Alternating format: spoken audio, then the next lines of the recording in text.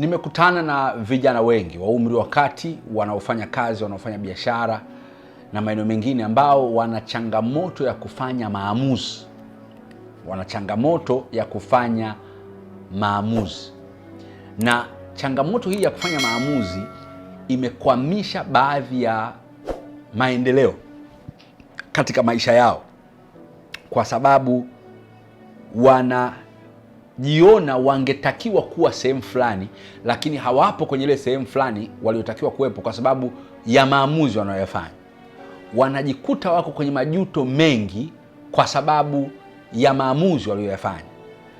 Na wengi nimekuwa nikifanya nao sessions za decision making skills, uwezo wa kuwasaidia kufanya maamuzi.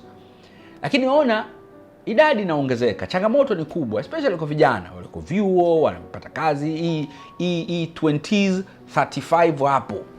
Changamoto ya kufanya maamuzi ni kubwa sana. Na bahati mbaya unaposhindwa kufanya maamuzi ukiwa mdogo, maana yake unaendelea hivyo hivyo kuharibu kwa sababu ya kufanya maamuzi. Sasa natamani nikupe topic yenye swali. Je, una changamoto kwenye kufanya maamuzi? Je, una changamoto kwenye kufanya maamuzi? Nataka nikupe sababu za hiyo changamoto ili uweze kuishughulikia. Sababu ya kwanza. Okay. Kuna kitu sitaki niache usikijue. Na hichi ni kwamba ni vizuri ujue kwamba kazi ya akili ulionayo ni kukusaidia kufanya maamuzi. Kwa hiyo akili yako ikiwa na shida, uwezo wako wa kufanya maamuzi unapata shida. Naomba nirudie. Akili yako ikiwa na shida, uwezo wako wa kufanya maamuzi unapata changamoto. Sasa mara nyingi kwenye mahusiano na ndoa, wanawake wanawapokea wanaume kama waume zao wakiwa na expectation kubwa sana kwamba huyu baba, huyu kaka, huyu kijana ni mzuri kwenye kufanya mazoezi, hana shida kwenye kufanya mazoezi. Apokuta sasa wewe mwanaume una ugumu kwenye kufanya mazoezi, naomba niwaambie wanawake wanapata shida sana. Hawawezi kukwambia, ila anaweza kumwambia babake, anaweza kumwambia ndugu yake, anaweza kumwambia kaka yake, yani mume wangu mimi kufikiria ni shida. Yani mume wangu mimi, yani kufanya maamuzi, yani kitu kidogo tu anaamua kwa shida. Yani kitu kidogo atasema tusubiri, hata kitu cha kunyanyuka ufanye, tusubiri tu, haina shida. Yani maamuzi kufanya ni changamoto. Wanawake wanapata shida, hujawahi kuona. Wanatuvumilia sisi ambao ni wazito kufanya maamuzi. Sasa sababu ni nini? Sababu ya kwanza ni pale ambapo akili za mtu zimebanwa. Na kubanwa huku ni kubanwa kiroho. Akili ya mtu inavyobanwa kiroho, mwanamke au mwanaume, aidha na mapepo, aidha na laana. Kuna watu ambao uko kwao, sio yeye wala sio, hawako wawili, unaona kabisa baba yake ana ugumu wa kufanya maamuzi, baba zake wadogo wana ugumu wa kufanya maamuzi. Utajuaje? Angalia maisha yao, hawapigi hatua, na hata hatua wanazopiga wangetakiwa kuwa mbali kuliko hizo hatua. Hawawezi kufanya maamuzi. Akili zao zimebanwa. Kuna kitu unaona kina muendelezo kwenye familia kinaitwa transgenerational pattern, TGP.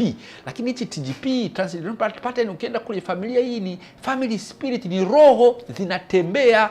Unaona mbona kama wote wanastruggle kufanya maamuzi, mbona kama wote hawapigi hatua, mbona kama wote shule zao zimekwama, mbona kama wote hawaendi, hawasongi mbele. Maamuzi yao yamebanwa kiroho. Mbinu pekee hapo ndugu yangu ni maombi, deliverance, Nazareti akusaidie. There is no dawa, there is no mganga atakusaidia. Lakini sababu ya pili, akili zisipofanyiwa mazoezi vya kutosha, zisipozoezwa kufanya maamuzi vya kutosha, zisipofundishwa ukiwa mtoto namna ya kufanya maamuzi. Kwa mfano, ukaachiwa uhuru ili uweze kufanya maamuzi, na ukaanza kukutana na changamoto za majuto, na ukaachiwa uhuru wa kuweza kudili na yale majuto, na ukasolve matatizo yako wewe mwenyewe, akili yako inazoezwa kufanya maamuzi. Wale wazazi mnawafanyia watoto wenu kila kitu, homework, umshushe kwenye kochi, umpandishe hapa, peleke gari ya shule, umpandishe kwenye gari, umbebee begi, umkabidhi madamu shule, yani kila kitu unamfanyia. Unafanya akili yake inashindwa kufanya maamuzi. anakuwa mtu mzima, hawezi kufanya maamuzi. Kaoa, hawezi kufanya maamuzi. Kaolewa, hawezi kufanya maamuzi. Kwa nini? Alipofushwa uwezo wako kufanya maamuzi alivyokuwa mdogo. 3 na mwisho, chakula. Akili yako inakula nini? Ili akili yako iweze kufanya mazoezi, inalishwa nini?